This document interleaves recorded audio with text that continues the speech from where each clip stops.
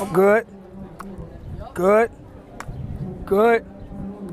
Good. This is a free firearm training in downtown Minneapolis, held 1 week after George Floyd was killed by police on the very same block. My name's Maj.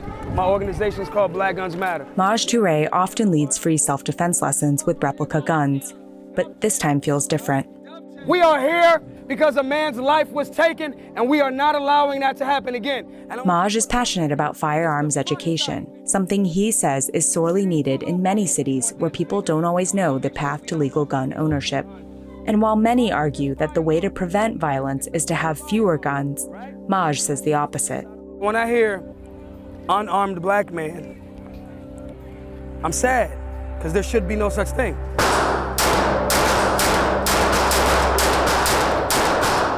The police, as we see, will leave. They will not come to save you. They will not save our businesses. Maj bought a flight to Minneapolis as soon as he saw protests unfolding in late May. If you would like a free basic firearm safety class, you can get it right here. He's dedicated the past 4 years to promoting guns as a means of self-defense, an approach that faces major opposition in the United States. And he's used to encountering hesitation. If you're nervous around firearms, it's good. This ain't the real thing, but it feels like the real thing and you can still learn with it. Who has not touched a firearm before in their life? You?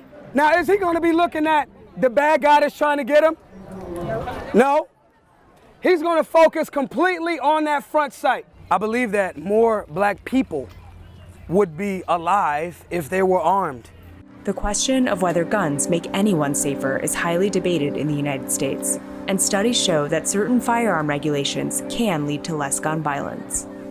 Maj testified in a congressional hearing on gun violence last September.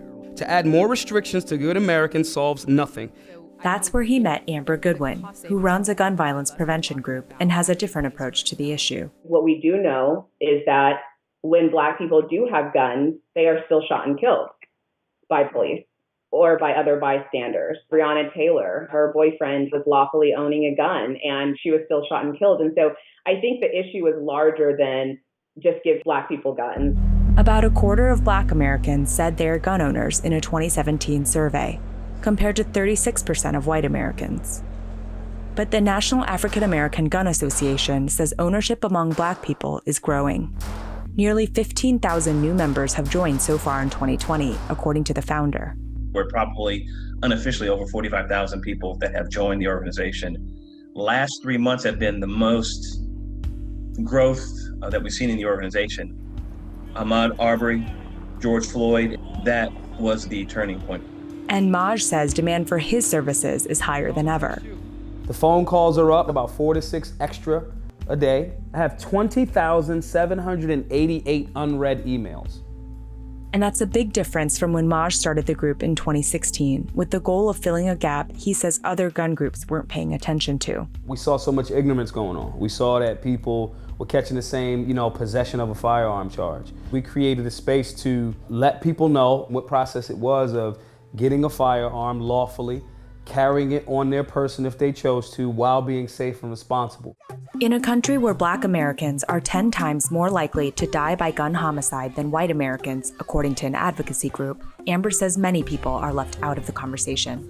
I think there's a kind of a culture, part of it has been from stakeholders like policymakers, but also from the media, that there's either gun rights or gun control, and there hasn't been as much importance put on what is actually happening in Black, Latinx, and Indigenous communities. A recent Gallup poll found that a majority of Americans feel that sales of firearms should be more strict. And a lot of times in our community, a lot of our politicians, unfortunately, say, don't have a gun, you don't need a gun. Well, I push back on that and say that's the very thing that we do need. Maj takes a firm stance against gun control, saying it disadvantages black people today. I pick my words very carefully. All gun control is racist. Whether they change it to make it look like, you got to pay a fee, you got to do this, you got to do that. Experts we spoke to said it's complicated when it comes to current laws, but many of the earliest restrictions on gun ownership in the 18th and 19th centuries were specifically targeted at black people. Gun control in America was initially created to stop melanated beings from having arms. In the 1960s, the Black Panther Party for Self-Defense advocated for the right to bear loaded arms in public, with the goal of protecting Black neighborhoods from police. All power to the people. In 1967, then California Governor Ronald Reagan signed a bill outlawing open carry of firearms. Even the National Rifle Association supported gun control laws at the time. Today, the NRA opposes most restrictions on firearms, but Maj ended his membership last year because he felt they didn't do enough. All of them other organizations, they ain't doing what we doing with BGM. They not, because they not from the cloth. The NRA did not respond to our request for comment. Second Amendment advocates shown on TV today are often white men with guns in hand. USA! USA! But Maj prefers to conceal carry so people don't know what he has to defend himself. One of his rifles is red, black, and green, in honor of the Pan-African flag. And we also have some sarcastic quotes on here. Find another one, quote Rosa Parks. And there's another one of Malcolm X on here saying, who's that in my driveway?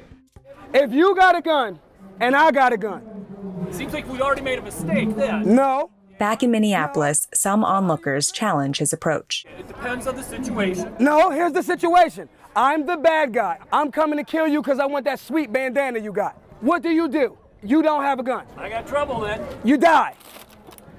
Or you have a firearm and you say, don't move.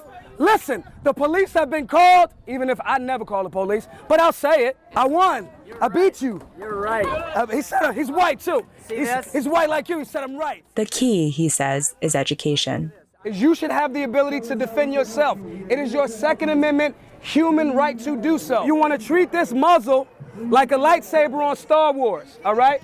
Right, you keep it down. When you've decided that you have to neutralize that threat, then you put your finger on that trigger.